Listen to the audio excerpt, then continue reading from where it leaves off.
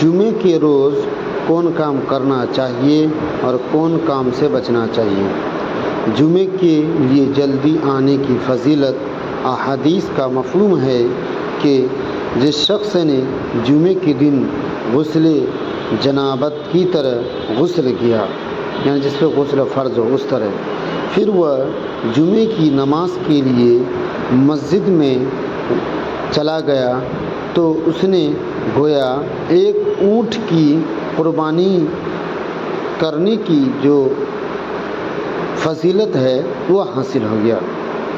ایک اونٹ کی قربانی کی جو شخص دوسری گھڑی میں مسجد پہنچا گیا اس نے گائے کی قربانی کی، اور جو تیسری گھڑی میں پہنچا اس نے گویا سینگوں والے ایک مینڈھے کی، جو چوتھی گھڑی میں مسجد گیا گویا اس نے ایک مرغی کی قربانی کی، اور جو پانچویں گھڑی میں گیا گویا اس کے ایک انڈے کی قربانی کرنے کی ثواب ملے گا۔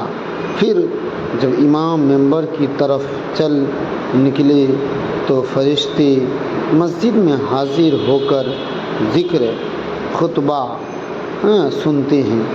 یہ بخاری کی حدیث ہے، جلد نمبر ہے 1881، مسلم شریف کی بھی روایت ہے 850 میں۔ جب جمعے کا دن آتا ہے تو مسجد کے ہر دروازے پر فرشتے پہنچ جاتے ہیں، جو آنے والوں کے نام باری باری لکھتے ہیں۔ پھر جب امام ممبر پر بیٹھ جاتا ہے تو اب اپنے صحیفوں، مطلب جو جس میں نام ایڈ کرتا ہے اس کو اسی کو بولتے ہیں صحیفوں، کو لپیٹ کر مسجد میں آ جاتے ہیں اور خطبہ سننے لگتے ہیں۔ یہ بخاری کی روایت ہے، جلد نمبر 929۔ اگر ہم یہ چاہتے ہیں کہ جمعے کے دن کی فرشتے اپنے صحیفوں میں ہمارا بھی نام ایڈ کرے، لکھے، تو ہمیں چاہیے کہ امام کے ممبر پر پہنچنے سے پہلے ہم مسجد پہنچیں۔ اگر ہم ایسا کریں گے تو میرا نام رجسٹر میں چڑھ جائے گا، تبھی ہمیں قربانی کا بھی ثواب ملے گا۔ جمعے کی نماز کے لیے آنے والے لوگ 3 طرح کے ہوتے ہیں۔ ایک وہ شخص ہے جو جمعے کی نماز کے لیے آتا ہے اور اس دوران وہ بیہودہ بات یا کام کرتا ہے جو جمعہ کے دن نہیں کرنا چاہیے، مسجد میں نہیں کرنی چاہیے، تو اسے صرف بیہودگی ہی ملتی ہے۔ دوسرا وہ شخص ہے جو جمعے کے لیے آتا ہے اور اس کا مقصد صرف دعا کرنا ہوتا ہے، تو اللہ چاہے تو اس کی دعا قبول کرے اور نہ چاہے تو قبول نہ کرے، اور چاہے تو اسے رد کر دے۔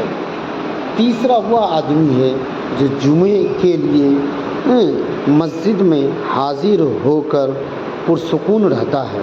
اب مسجد میں آئیں اور چپ چاپ بیٹھے ہوئے ہیں، خاموشی اور توجہ کے ساتھ خطبہ سنتا ہے، کسی کی گردن کو نہیں پھلانگتا ہے اور نہ ہی کسی کو تکلیف پہنچاتا ہے، تو ایسے شخص کے بارے میں جمعہ آنے والے جمعہ تک، ایسے شخص کے بارے میں آنے والا جمعہ یعنی یہ جمعہ سے لے کے جو جمعہ دوسرا جمعہ آئے گا، بلکہ اور 3 اس کے لیے کفارہ بنتا ہے۔